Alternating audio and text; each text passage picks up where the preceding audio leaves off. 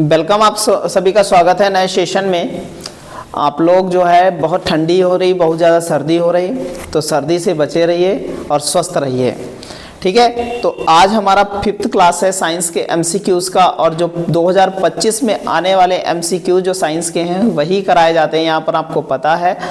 और बहुत बेहतरीन क्वेश्चंस हैं, और आपने देखा होगा पिछले क्लास जो बहुत अच्छे क्वेश्चन और वेल जो है क्वालिटीज़ के क्वेश्चंस हैं। तो हम बहुत अच्छे से क्वेश्चन आपके लिए लेकर के आ रहे हैं। बस आपको क्या करना है, चैनल को शेयर करना है और वीडियो को लाइक करना है और सब्सक्राइब करना है, ठीक है। तो स्टार्ट करते हैं। आज हमारा क्वेश्चन पिछले क्लास में 105 हुए थे क्वेश्चन, उसी के आगे स्टार्ट करेंगे। आज क्वेश्चन नंबर 106 होगा, ठीक है। स्टार्ट करते हैं। आज का पहला क्वेश्चन है क्वेश्चन नंबर 106 हमारा। देखिएगा, निम्नलिखित में से कौन सी वायु प्रदूषक नहीं है? ऐसी कौन सी वायु है जो प्रदूषण नहीं करती है? तो सल्फर डाइऑक्साइड भी प्रदूषण करती है, और हमारा जो है कोबाल्ट भी प्रदूषण करती है, क्योंकि यही कोबाल्ट जो होती है ये कारण बनती है ओजोन परत के क्षरण के लिए, और यही कोबाल्ट निकालती है क्या, CFC निकालने का काम करती है। DDT भी जो है तो हमारा कार्बन डाइऑक्साइड, कहते हैं कि दुनिया में जो पौधे होते हैं कार्बन डाइऑक्साइड लेकर के क्या करते हैं, ऑक्सीजन छोड़ते हैं, तो ये चक्र का काम करता है, इसलिए ये एक प्रदूषक गैस नहीं है। इसलिए ध्यान रखिएगा, ऑप्शन नंबर क्या हो जाएगा, C हो जाएगा, ठीक है।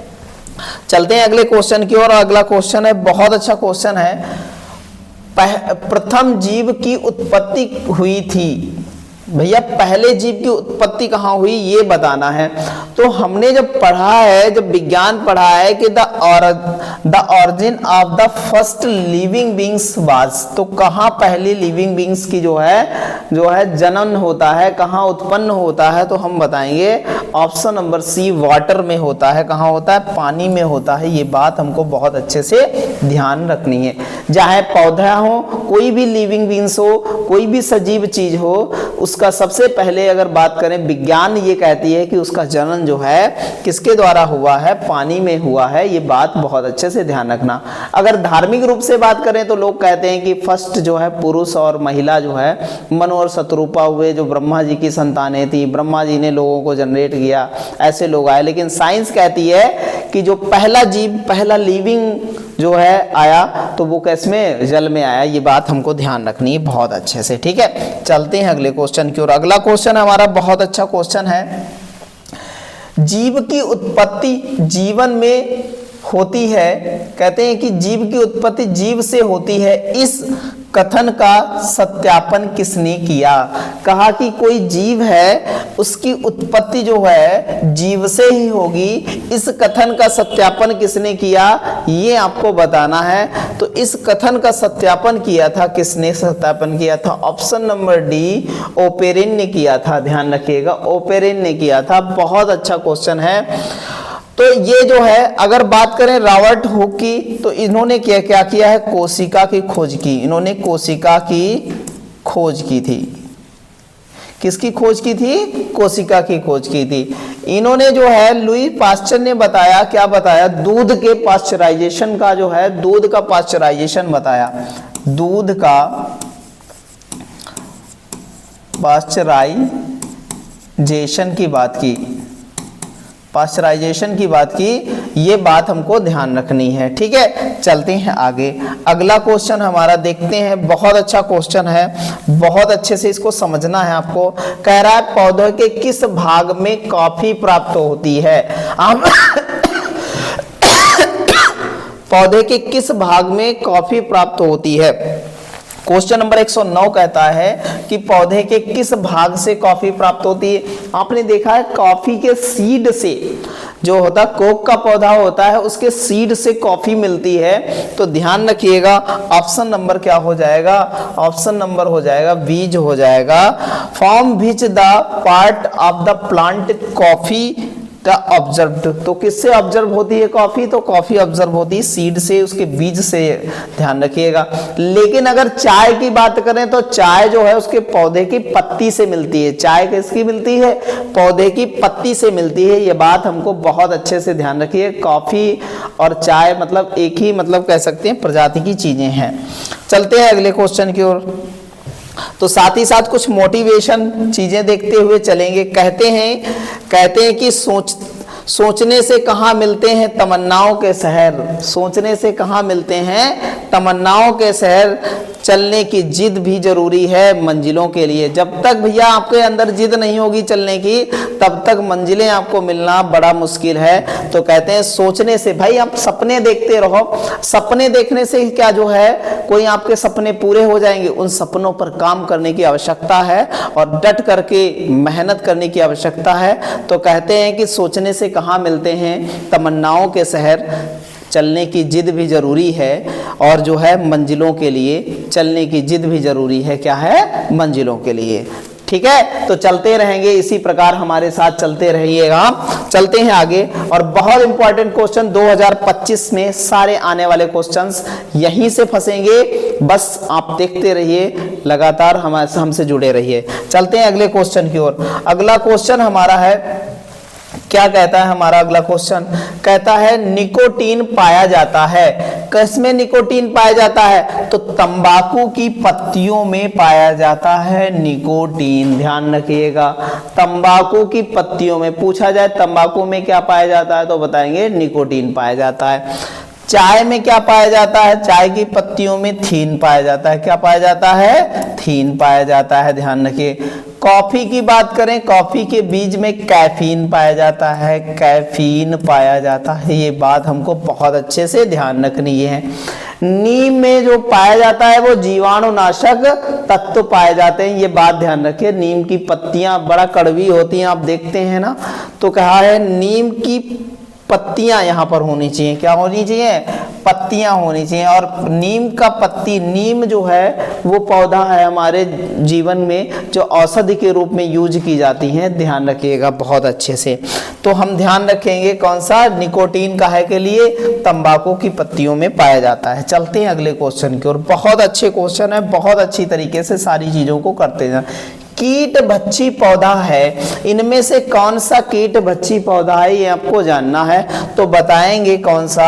ड्रोसार। ऑप्शन नंबर क्या हो जाएगा? कौन सा? ड्रोसरा हमारा क्या है? कौन सा कीट भक्षी पौधा है? ड्रोसरा।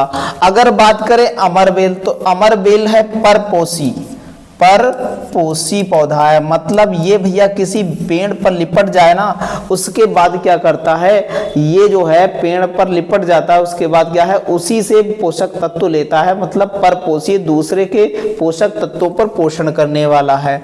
ठीक है। नागफनी कैसा है? नागफनी में रेगिस्तान में उगने वाला एक पौधा है। इसके जो कांटे होते हैं वो, उनका रूपांतरण, पत्तियों का रूपांतरण होता है। इसके तना जो होते हैं वो क्या होते हैं? मोटे गद्देदार संरचना बनती है। तो ये भैया ध्यान रखिएगा। तो पूछा जाता है कई बार कि किसके पत्ते जो है कांटे के रूप में बदल जाते हैं, तो ध्यान रखिएगा नागफनी के पत्ते कांटे के रूप में बदलते हैं। चलते हैं अगले क्वेश्चन की ओर। अगला क्वेश्चन है, बहुत अच्छा क्वेश्चन है, समझिएगा। डीएनए का मॉडल प्रस्तुत करने के लिए 1962 में नोबेल पुरस्कार किसको दिया गया था? तो वाटसन एंड क्रिक सबसे ज्यादा फेमस हैं इसके लिए। तो ध्यान रखिएगा, डीएनए की खोज की बात करें तो वाटसन एंड क्रिक, और इन्हीं को नोबेल पुरस्कार 1962 में मिला है, वाटसन एंड क्रिक को। अगर बात करें हम लोग हरगोविंद खुराना की बात करते हैं, हरगोविंद खुराना की बात करते हैं, इन्होंने जेनेटिक कोड की खोज की है। किसकी? जेनेटिक कोड की,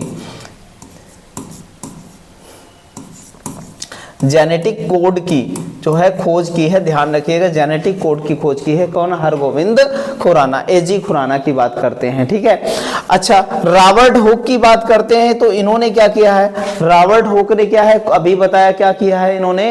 कोशिका की खोज की है। रॉबर्ट हुक ने क्या है? कोशिका की खोज की है। किसकी खोज की है? कोशिका की खोज की है, ध्यान रखिएगा। सेल की खोज करने का काम किसने किया है? रॉबर्ट हुक द्वारा किया गया, सेल की खोज करने का। ठीक है। चलते हैं अगले क्वेश्चन की ओर। बहुत अच्छा क्वेश्चन है, बहुत अच्छे से सारी चीजों को हम लोग देखते चलेंगे। क्या कह रहा? आनुवांशिकता के जन्मदाता किसे माना जाता है? आनुवांशिकी के जनक किसे माना जाता है? तो बताएंगे मेंडल को आनुवंशिक का जनक माना जाता है? Option number D, question number 114, Mendel को आनुवंशिकी का जनक माना जाता है। चलते हैं अगले क्वेश्चन की ओर। बहुत अच्छा क्वेश्चन है, बहुत अच्छे से सारी चीजों को देखते हैं। आलू क्या है बताएंगे भैया? आलू क्या है? जड़ है, तना है, बीज है, क्या है आलू? तो बताएंगे आलू क्या है? तना है भैया। तने का रूपांतरण है आलू, ध्यान रखिएगा, बहुत इंपॉर्टेंट है, बहुत कई बार पूछा गया है, ध्यान रखिएगा। चलते हैं अगले क्वेश्चन की ओर। अगला क्वेश्चन है क्वेश्चन नंबर 116। 116 कहता है कि चेचक के वैक्सीन को सर्वप्रथम किसने बनाया या किसने तैयार किया था? तो option number B, Edward Jenner द्वारा तैयार की गई थी। Option number B, Edward Jenner द्वारा तैयार की गई थी। ऑप्शन नंबर क्या हो जाएगा? बी हो जाएगा। चलते हैं अगले क्वेश्चन की ओर आगे बढ़ते हैं। क्वेश्चन नंबर 117, निम्नलिखित में से कौन सी बीमारी पर काबू पा लिया गया है? कौन सी बीमारी पूर्ण रूप से समाप्त की जा सकती है, काबू पा लिया गया है? तो वो है टीबी। टीबी भैया ध्यान रखिएगा, टीबी को पूर्ण रूप से काबू कर लिया गया, लेकिन अभी तक हमारा ना जो है मस्तिष्क डिसऑर्डर की बात कर रहे हैं, जोड़ों की डिसऑर्डर की बात करें, वो कंटिन्यू जीवन में स्टार्ट होती हैं तो समाप्त जो है होती हैं। और कैंसर भी जो है क्या है, अभी पूर्ण रूप से समाप्त नहीं कर पाने की जो है बात करते हैं। चलते हैं अगले क्वेश्चन की ओर। अगला क्वेश्चन है हमारा, क्वेश्चन नंबर हमारा कौन सा है? क्वेश्चन नंबर है 118, भारत के लोगों की वसा में पाया जाता है। भारत के लोगों की वसा में पाया जाता है क्या भैया? देखेंगे भैया, भारत के लोगों की वसा में पाया जाता है, कितना पाया जाता है? तो देखेंगे 1 से कितना 30 ppm DDT पाया जाता है। तो भारत के लोगों की वसा में कितना DDT पाया जाता है, ये लिखना चाहिए, कितना DDT पाया जाता है? तो देखेंगे 1 से 130 ppm में पाया जाता है, ध्यान रखिएगा। चलते हैं अगले क्वेश्चन की ओर। बहुत अच्छा क्वेश्चन था। अगला क्वेश्चन है हमारा, बहुत अच्छा क्वेश्चन है, करते हैं। क्वेश्चन नंबर हमारा 119 है। क्वेश्चन नंबर 119 कहता है प्राकृतिक कीटनाशक जो है हमारा कौन सा? प्राकृतिक कीटनाशक जो है एजाडिरकाटिन प्राप्त किया जाता है। किससे प्राप्त किया जाता है एजाडिरकाटिन? तो ध्यान रखिएगा ऑप्शन नंबर बी, नीम से। और अभी हमने बताया था नीम से कीटनाशक मिलता है, और वो कौन सा कीटनाशक मिलता है? एजाडिरकाटिन मिलता है, ध्यान रखिएगा। कौन सा मिलता है? एजाडिरकाटिन मिलता है, बहुत अच्छे से ध्यान रखेंगे। चलते हैं अगले क्वेश्चन की ओर। अगला क्वेश्चन है क्वेश्चन नंबर हमारा कौन सा है? 120 कहता है कि एंटीबायोटिक होती हैं कौन सी? एंटीबायोटिक क्या होती हैं? दवाएं होती हैं, पेड़ होते हैं? भैया बताओ कि सिरप्स होती हैं कि क्या होता है? बताओ भैया।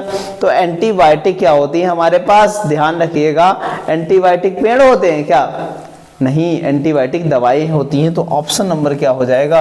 बी हो जाएगा। कहते हैं एंटीबायोटिक दवाएं, तो ऑप्शन नंबर क्या हो जाएगा? मेडिसिन, ऑप्शन नंबर बी हो जाएगा। ठीक है, चलते हैं अगले क्वेश्चन की ओर। बहुत अच्छा क्वेश्चन था, बहुत अच्छे से हमको देखना है। निम्नलिखित में से कौन दूध को दही बनाता है? कौन सा ऐसा चीज है जो दूध को दही के रूप में बदलने का काम करता है? तो बताएंगे लैक्टोबैसिलस नाम का एक वायरस जो है, जीवाणु होता है जो दूध को दही में बदलता है। लैक्टोबैसिलस नाम का जीवाणु होता है, ध्यान रखिएगा। चलते हैं अगले क्वेश्चन की ओर। बहुत अच्छा क्वेश्चन था। अगला क्वेश्चन है हमारा, इन्फ्लुएंजा H1N1 को अधिक प्रचलित रूप में जाना जाता है। किस रूप में जाना जाता है? तो बताएंगे स्वाइन फ्लू के रूप में जाना जाता है। तो कई बार स्वाइन फ्लू का हमें पूछा गया है, वायरस कौन सा है? तो बताएंगे H1N1, ध्यान रखेंगे, बहुत इंपॉर्टेंट है। रेबीज क्या होता है? कुत्ते के काटने से होता है। किससे काटने से होता है? कुत्ते के काटने से होता है, काटने से होता है। ठीक है, कुत्ते के काटने से होता है रेबीज। और रेबीज जब हो जाता है तो एक रोग होता है हमारे अंदर, वो रोग कौन सा होता है? धनुष टंकार। कौन सा होता है? धनुष टंकार होता है। ठीक है, टंकार। इसमें मनुष्य जो होता है धनुष की तरह इस प्रकार रीढ़ के बल मुड़ जाता है।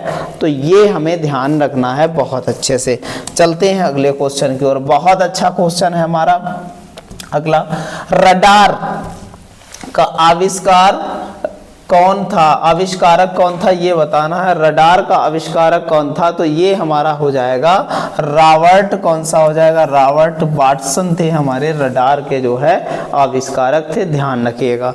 चलते हैं अगले क्वेश्चन की ओर। अगला क्वेश्चन हमारा बहुत अच्छा क्वेश्चन है। क्वेश्चन नंबर 124 कहता है कि मनुष्य में एफ्लाटॉक्सिन खाद्य विषाक्तन द्वारा सामान्यतः कौन सा अंग प्रभावित होता है। तो जो हमारा क्या है, ध्यान रखिएगा, कौन सा अंग प्रभावित होता है, तो ऑप्शन नंबर कौन सा हो जाएगा, डी, यकृत इससे क्या होता है, प्रभावित होता है, ध्यान रखिएगा।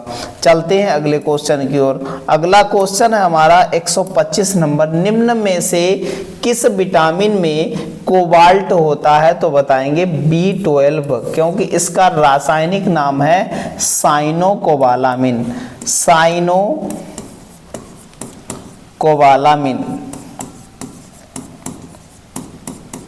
मिन इसका रासायनिक नाम है, और इसी से जो है कोबाल निकलता है, इसीलिए इसको क्या कहा जाता है, इसमें कोबाल्ट पाया जाता है। तो पूछा जाता है धातु का विटामिन कौन सा है, तो इसे ही धातु का विटामिन भी बोलते हैं। चलते हैं अगले क्वेश्चन की ओर। बहुत अच्छा क्वेश्चन है हमारा, इनमें से रक्त दाब का मापक यंत्र कौन सा है, कौन सा यंत्र है जो रक्त दाब को मापता है, तो स्टेग्नोमैनोमीटर। ऑप्शन नंबर क्या हो जाएगा, ऑप्शन नंबर हमारा हो जाएगा सी, स्टेग्नोमैनोमीटर, ध्यान रखिएगा। चलते हैं अगले क्वेश्चन की ओर। बहुत अच्छा क्वेश्चन था, बहुत अच्छे से सारी चीजों को देखते हुए चलेंगे। तो विद्युत उत्पन्न करने के लिए कौन सी धातु का उपयोग होता है, किस धातु का उपयोग होता है विद्युत उत्पन्न करने के लिए, तो बताएंगे यूरेनियम का उत्पन्न करने के लिए यूरेनियम का जो है प्रयोग होता है। इससे परमाणु जो है परमाणु संयंत्र लगाते हैं, कौन से लगाते हैं, परमाणु संयंत्र लगाते हैं, संयंत्र लगाते हैं हम लोग, ठीक है। तो भारत का पहला परमाणु संयंत्र कौन सा है, तो बताएंगे तारापुर, भारत का पहला परमाणु संयंत्र है। बहुत अच्छे से सारी चीजों को देखते हुए चलेंगे। अगले क्वेश्चन की ओर आगे बढ़ते हैं। अगला क्वेश्चन कौन सा है, लोलक की कला विधि, जो टाइम पीरियड है वो कैसे किस पर निर्भर करता है ये बताना है। तो ऑप्शन नंबर बी हो जाएगा, लंबाई के ऊपर निर्भर करता है कि उसकी लोलक की डोरी कितनी लंबी है, तो उसका टाइम पीरियड उतना ही उसी पर डिपेंड करेगा। तो उसकी लंबाई पर डिपेंड करता है, लोलक की लंबाई पर, ठीक है। तो ऑप्शन नंबर कौन सा हो जाएगा, बी हो जाएगा, ठीक है। चलते हैं अगले क्वेश्चन की ओर। अगला क्वेश्चन हमारा क्वेश्चन नंबर 129 कहता है कि चुंबकीय सुई किस तरफ संकेत करती है, तो किस तरफ संकेत करती है, तो हमारा नॉर्थ साउथ दो तरफ देखते हैं, तो हमारा ध्यान रखेंगे नॉर्थ की तरफ संकेत करती है चुंबकीय सुई, हमारी मैग्नेटिक जो सुई होती है वो नॉर्थ की तरफ संकेत करती है। चलते हैं अगले क्वेश्चन की ओर। बहुत अच्छा क्वेश्चन था हमारा, ऐसे ही सारे क्वेश्चन करेंगे। श्वेत प्रकाश को नली में कैसे पैदा करते हैं, बताएंगे श्वेत प्रकाश को किसी नली में कैसे पैदा करते हैं ये बताना है। ऑप्शन नंबर बी हो जाएगा, तंतु को गर्म करके इसको श्वेत प्रकाश को क्रिएट करते हैं। अगर श्वेत प्रकाश में कितने रंग होते हैं ये बताएंगे, कितने कलर होते हैं तो बताएंगे 7 कलर होते हैं, ध्यान रखिएगा, ठीक है। चलते हैं अगले क्वेश्चन की ओर। बहुत अच्छा क्वेश्चन है। अगले क्वेश्चन है हमारा, महासागर में ऊंची जल तरंगें कैसे होती हैं, तो महासागर में ऊंची जल तरंगें किसके कारण होती हैं, तो बताएंगे चंद्रमा के कारण महासागर में ऊंची जल तरंगें होती हैं। ये बात हमको बहुत अच्छे से ध्यान रखनी है। ऊंची तरंगें वही ज्वार भाटा की बात करते हैं हम लोग, ठीक है। अगला क्वेश्चन की ओर आगे बढ़ते हैं। तो देखिएगा भैया, चंद्रमा में कि जो जब चंद्रमा इस प्रकार उसके चंद्रमा की जब पड़ती है रोशनी, तो देखो यहाँ पर आप देख रहे हैं चित्र में, तो ये पृथ्वी पर जो है चंद्रमा जो है पृथ्वी के चारों तरफ चंद्रमा चल रहा है। तो जिधर जिधर चंद्रमा जा रहा है आप देखो उधर उधर जो है पानी क्या कर रहा है, रोटेट कर रहा है, उस हिसाब से रोटेट करता हुआ चल रहा है, ठीक है। तो ये जो है उस प्रकार से रोटेट करते हुए चल रहा है, आप समझ रहे हैं, ठीक है। तो यहाँ पर देखो भैया, जैसे जैसे ये चंद्रमा की रोशनी, देखो यहाँ पर चंद्रमा यहाँ यहाँ से चला और ये देखो उठते हुए चली हैं लहरें हैं, हमारी जो है उठती हुई लहरें देखो चल रही हैं। ठीक है, तो इस प्रकार हमने सारी चीज़ों को देखा। चंद्रमा जैसे जैसे इधर आ रहा है वैसे वैसे देखो यहाँ पर लहरें क्या हो रही हैं, उठते हुए आ रहे हैं। तो इफेक्ट होता है किसका, चंद्रमा का। ठीक है, बहुत अच्छे से सारी चीज़ों को हम समझते हुए चलेंगे। चलते हैं आगे चलते हैं तो देखते हैं आगे हमारा क्वेश्चन है अगला, सारी चीज़ों को हम समझेंगे। कहते हैं कि कमरे को ठंडा किया जा सकता है पानी के बहाने से, संपीड़ित गैस को छोड़ने से, रसोई गैस से या ठोस को पिघलाने से। बताओ कमरे को कैसे ठंडा किया जा सकता है, तो संपीड़ित गैस छोड़ने से। हमारे जो एसी होती है, इस एसी से जो गैस निकलती है वो संपीड़ित वायु ही निकलती है, संपीड़ित वायु ही निकलती है। जो कंप्रेस्ड वायु होती है वही निकलती है। ठीक है, तो कंप्रेस्ड गैस ही निकलती है, जिसके कारण क्या होता है, हमारी एयर कंडीशन जो है कंप्रेस्ड के नियम पर ही आधारित है, संपीड़ित गैस के नियम पर ही आधारित है, जिसका प्रकार हमारा जो है रूम क्या हो जाता है, ठंडा हो जाता है। एयर कंडीशन से संबंधित क्वेश्चन है, ध्यान रखिएगा। चलते हैं अगले क्वेश्चन की ओर। बहुत अच्छा क्वेश्चन था। क्वेश्चन नंबर 133 कहता है प्रकाश में 7 रंग होते हैं। अभी बताया हमने श्वेत प्रकाश में 7 रंग होते हैं। रंगों को अलग करने का क्या तरीका है, ये बताइए। कौन सा तरीका है कि रंगों को अलग किया जा सकता है? बस प्रिज्म से गुजार दो, रंगों को अलग हम कर सकते हैं। ऑप्शन नंबर ए है। तो हमने पढ़ा होगा हाई स्कूल में, इस प्रकार जो है प्रिज्म कोई रखा जाता था। इस प्रकार हमारा इस प्रकार एक प्रिज्म था, इस प्रकार हमारा एक प्रिज्म था, वो रखा जाता है। इससे जो है एक श्वेत प्रकाश क्या है, एक श्वेत प्रकाश गुजारते हैं। तो इस प्रकार जो है बहुत 7 प्रकाश दिखाई पड़ते हैं हमें। ठीक है, सबसे ऊपर लाल और सबसे नीचे कौन सा, बैंगनी हुआ करता है। ठीक है, तो देखेंगे। चलते हैं अगले क्वेश्चन की ओर। अगला क्वेश्चन है हमारा क्वेश्चन नंबर हमारा 134 कहता है सूर्य ग्रहण तब होता है जब, देखो सूर्य ग्रहण और चंद्र ग्रहण दोनों बताएंगे आपको। तो सूर्य ग्रहण, जब सूर्य ग्रहण बोला जाए तो एक बात बताओ, तो बीच में रखो मून को और इधर रख दो सन को और इधर रख दो अर्थ को। तो जब मून बीच में हो तब होता है सूर्य ग्रहण। तो चंद्रमा बीच में होती है तब होता है क्या है, सूर्य ग्रहण होता है। ऑप्शन नंबर हमारा ये तो बिल्कुल एक्यूरेट सही है। साथ ही साथ हम चंद्र ग्रहण भी देखते हैं। चंद्र ग्रहण, दोनों सवाल बड़ा इंपॉर्टेंट है। तो हमारा सन तो ऐसे ही रहेगा, लेकिन इनकी पोजीशन चेंज हो जाती है। अर्थ बीच में आ जाती है और मून किनारे चला जाता है। तो हम कह सकते हैं जब अर्थ बीच में हो तब होता है चंद्र ग्रहण। ठीक है, बहुत अच्छे से समझेंगे सारी चीजों को। चलते हैं अगले क्वेश्चन की ओर। तो देखो भैया, कब सूर्य ग्रहण होता है, कब जो है, अब आपको समझाते चलते हैं। देखो भैया, तो वो हमारा सन है, वो हमारा सन है। तो जब हमारी क्या हुई, बीच में मून पहुंचा, बीच में मून पहुंचा तो क्या हुआ, बीच में जब मून पहुंच जाएगा, यहाँ पर मून क्या होगा, रुक जाएगा। जब मून यहाँ पर क्या हो जाएगा, हमारा रुक जाएगा, तब क्या हो जाएगा हमारे पास, तब क्या हो जाएगा, सूर्य ग्रहण हो जाएगा। और जब मून यहाँ पर इस फोकस पर आ जाएगा, मून हमारा देखो ये छाया पड़ रही, इस फोकस पर जब हमारा मून आ जाएगा उस फोकस पर, तब क्या हो जाएगा, तब हमारा क्या हो जाएगा, चंद्र ग्रहण हो जाएगा। ठीक है, सारी चीजों को ऐसे ही समझते चलेंगे। देखो ये दिखाई पड़ रहा है आपका। ठीक है, कब मून हो रहा है, कब जो है चंद्र ग्रहण हो रहा है। ठीक है, चलते हैं अगले क्वेश्चन की ओर।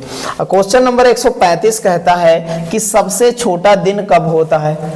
पृथ्वी पर सबसे छोटा दिन कब होता है, तो हम बताएंगे 23 दिसंबर को पृथ्वी पर 23 दिसंबर को सबसे छोटा दिन होता है। ठीक है, सबसे छोटा दिन होगा 23 दिसंबर को। ठीक है, चलते हैं अगले क्वेश्चन की ओर। बहुत अच्छा क्वेश्चन है, बहुत अच्छे से सारी चीजों को हम लोग देखेंगे। सोने को घोला जा सकता है, किसमें सोने को घोला जा सकता है, तो सोने को किसमें घोला जा सकता है, तो बताएंगे 3 कैसे कह सकते हैं, हाइड्रोक्लोरिक एसिड और किसमें, हाइड्रोक्लोरिक एसिड और कौन सा, नाइट्रिक एसिड जब मिलाते हैं तो बनता है हमारा कौन सा, अम्ल राज बनता है। क्या बनता है, अम्ल राज बनता है। ठीक है, ध्यान रखिएगा, अम्ल क्या बनता है, ध्यान रखिएगा, अम्ल क्या बनता है, राज बनता है। और अम्ल राज में जो है हमारा HCl हाइड्रोक्लोरिक एसिड और क्या होता है NO2, ध्यान रखिएगा, नाइट्रिक एसिड HNO3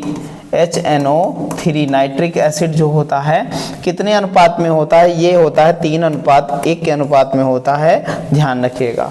ठीक है, तो इससे में जो है इसी में क्या है सोने को पूर्ण रूप से घोला जा सकता है, ये बात बहुत अच्छे से ध्यान रखिएगा। चलते हैं अगले क्वेश्चन की ओर। अगला क्वेश्चन है भैया बहुत अच्छा हमारा क्वेश्चन है, समझिएगा। चूहे मारने का जहर किस रासायनिक पदार्थ से बना होता है? काहे का मारने का? चूहे मारने का जहर। देखते हैं चूहे मारने का जहर आजकल आदमी भी खा लेते हैं। ठीक है, कहते हैं कि चूहा मार दवा खा ली तो क्या कर लिया, आत्महत्या करने चले और उसके बाद डॉक्टर के यहाँ ले जाए जाते हैं और वो क्या करता है, चूहे मारने वाली दवा एसिडिक बहुत ज़्यादा होती है और वो क्या करती है, आंतों को काट देती है, आंतों को काट देती है, जिससे व्यक्ति की डेथ हो जाती है। जो जल्दी हॉस्पिटल पहुंच गया उसको उल्टी करा के बाहर निकलवा देते हैं और जिसके कारण थोड़े इलाज पे क्या करते हैं, ठीक कर लेते हैं उसको। फिर उसके बाद जो है ध्यान रखते हैं, अगर भैया पुलिस को अगर शिकायत मिल गई तो 306 और 309 के तहत उसको जो है आत्महत्या करना आपराधिक जो है क्या कहते हैं, धारा 306 और धारा 309 के तहत जो है आपराधिक दंड है, या कह सकते हैं ये दंडनीय अपराध है, इसलिए जो है उनको सजा भी हो सकती है। या फिर कौन प्रताड़ित कर रहा था, ये बताए कि कौन प्रताड़ित कर रहा था, किसने मजबूर किया उसे आत्महत्या करने के लिए, ऐसी सूचनाएं अगर पुलिस को मिलती हैं तो वो जरूर एक्शन लेगी उनके खिलाफ। ठीक है, तो ध्यान रखिएगा। ठीक है, यही सारी चीजें चल रही हैं। ठीक, तो हमने चूहे मारने के जहर की बात की, तो चूहे मारने के जहर जो होता है वो पोटेशियम साइनाइड होता है। क्या होता है, पोटेशियम साइनाइड होता है, ध्यान रखिएगा। अच्छा, पिक्चरों में देखा होगा, ये लास्ट वाला नाम सुन के बड़ा जो है पिक्चरों में नाम याद आया होगा, साइनाइड। कहते हैं कि गले में जो है, जो टेररिस्ट लोग होते हैं वो गले में साइनाइड की गोली रखते हैं, जैसे ही क्या होता है वो पकड़े जाते हैं पुलिस से, वो तुरंत क्या होते हैं, जीभ पर रखते हैं और डेथ हो जाती है उनकी। साइनाइड बड़ा खतरनाक होता है, तो पोटेशियम साइनाइड है यहाँ पर, ना के बराबर साइनाइड होता है। देख लो इतना खतरनाक है, आप समझ ले कि जो है क्या होता है। ठीक है, चलते हैं अगले। अगला क्वेश्चन है हमारा, हाइड्रोजन को जलाने से क्या बनेगा? तो हाइड्रोजन को जलाने से क्या बनती है? हाइड्रोजन हम कहते हैं कि हम तो जानते हैं कि हम सब कुछ जलाने से राख बनती है, जब मनुष्य तक जल जाता तो राख बनती है, लेकिन हाइड्रोजन को जलाने से क्या बनेगा? तो हाइड्रोजन को जब जलाते हैं तो बनता है क्या, हमारे लिए पानी बनता है। क्या बनता है? पानी। एक्चुअल में पानी बनेगा भैया। अच्छा, जलाने के लिए महत्वपूर्ण क्या है? जलाने के लिए ऑक्सीजन महत्वपूर्ण है, और ऑक्सीजन जब तक नहीं होगी भैया तब तक आप जला नहीं पाएंगे। और हाइड्रोजन के साथ ऑक्सीजन मिली तो हो गया H2O, और H2O हो क्या होता है, जल होता है। तो अगर कोई कह दे अब जलाने से राख बनती है, बिल्कुल नहीं, जलाने से क्या बनता है, जल बनता है। किसको जलाने से? हाइड्रोजन को जलाने से। बहुत अच्छे से सारी चीजों को करेंगे। चलते हैं अगले क्वेश्चन की ओर। अगला क्वेश्चन है हमारा, कहते हैं कि मायोग्लोबिन में कौन सा धातु होता है? तो मायोग्लोबिन में कौन सा धातु होता है? तो ध्यान रखेंगे, ऑप्शन नंबर कौन सा हो जाएगा हमारा, ऑप्शन नंबर डी हो जाएगा। कौन सा? आयरन होता है, ध्यान रखिएगा, लोहा होता है। मायोग्लोबिन में कौन सा मिनरल्स होता है? तो बताएंगे कौन सा, आयरन होता है। चलते हैं अगले क्वेश्चन की ओर। अगला क्वेश्चन हमारा बहुत अच्छा क्वेश्चन है, कहते हैं जो है एस्पिरिन कहाँ से मिलती है? तो दो है, एस्पिरिन कहाँ से मिलती है ये बताना है। ऑप्शन नंबर हमारा कौन सा हो जाएगा, सी। ये कहाँ से मिलती है? पेड़ से मिलती है, ये ध्यान रखना है हमको बहुत अच्छे से। ठीक है, चलते हैं अगले क्वेश्चन की ओर। अगला क्वेश्चन हमारा बहुत अच्छा क्वेश्चन है, पीतल कौन सी धातु का मिश्रण है? तो हमने एक शॉर्टकट बता रहे हैं आपको, समझिएगा। पिताजी, कौन सा? पिताजी, आप समझिएगा। पिताजी क्या है? पी से क्या होगा? पीतल। पी से क्या होगा? पीतल। ये ध्यान रखिएगा, पी से हो जाएगा हमारा कौन सा? पीतल। और ता से होगा हमारा तांबा। क्या होगा? तांबा। और जी से होगा जिंक या जस्ता। जिंक या जस्ता होगा। तो पीतल बना है तांबा और जस्ता या जिंक से मिलकर के बना है, इसको जस्ता भी कहते हैं। ध्यान रखिएगा, जिंक को क्या कहते हैं? जस्ता भी कहते हैं। तो हमारा जो तांबा और जस्ता से मिलकर के बना है, तो ऑप्शन नंबर हमारा क्या हो जाएगा? डी हो जाएगा। ध्यान रखिएगा। तो इस प्रकार हमारा ऑप्शन हो जाएगा डी। चलते हैं अगले क्वेश्चन की ओर। अगला क्वेश्चन है हमारा, अगला क्वेश्चन है मनुष्य लोहा किससे प्राप्त करता है? तो मनुष्य को लोहा किससे मिलता है? तो पालक से मिलता है। भैया कहते हैं कि डॉक्टर जब क्या होता है, डॉक्टर जब आपको आयरन की कमी होती है, जब हमारे हीमोग्लोबिन की कमी हो जाती है, तो कहता है हरे पत्तीदार सब्जी खाओ, उसमें पालक ढेर सारी खाओ। तो पालक से हमें क्या मिलता है? लोहा मनुष्य प्राप्त करता है। हरे पत्तीदार सब्जियों से मनुष्य क्या प्राप्त करता है? लोहा। लोहा आवश्यक है किसके लिए? अभी नाम हमने लिया था, एक शब्द बोला था हमने, लोहा आवश्यक है, तो बहुत ज्यादा आवश्यक है लोहा। तो हीमोग्लोबिन व आरबीसी के निर्माण में, तो आरसीबी जो है मैं टीम है, ध्यान रखिएगा। तो ठीक है, आरबीसी के निर्माण में, तो आरबीसी क्या होता है? हमारा लाल रक्त कणिकाएं होती हैं, रेड जो है लाल रक्त कणिकाएं होती हैं। तो और हमारा जो हीमोग्लोबिन और आरबीसी के निर्माण में, दूसरा सामान्य स्वास्थ्य बनाए रखने के लिए और शरीर के ऊतकों तथा ऑक्सीजन पहुंचाने हेतु। तो ये हमारे सारे ऑप्शन सही हैं, इसलिए ऑप्शन कौन सा हो जाएगा? डी हो जाएगा। चलते हैं अगले क्वेश्चन की ओर। अगला क्वेश्चन है हमारा, बहुत अच्छा क्वेश्चन है, सबसे अधिक आयरन किसमें पाया जाता है? तो हम बता देंगे हरी पत्तेदार सब्जियों में सबसे अधिक आयरन पाया जाता है। बहुत अच्छा क्वेश्चन है, बहुत अच्छे से सारी चीज़ों को, ऐसे ही सारी चीज़ों को करते रहेंगे और ऐसे ही हम सारी चीज़ों को सीखते रहेंगे, ऐसे ही सारी चीज़ों को जानते रहेंगे।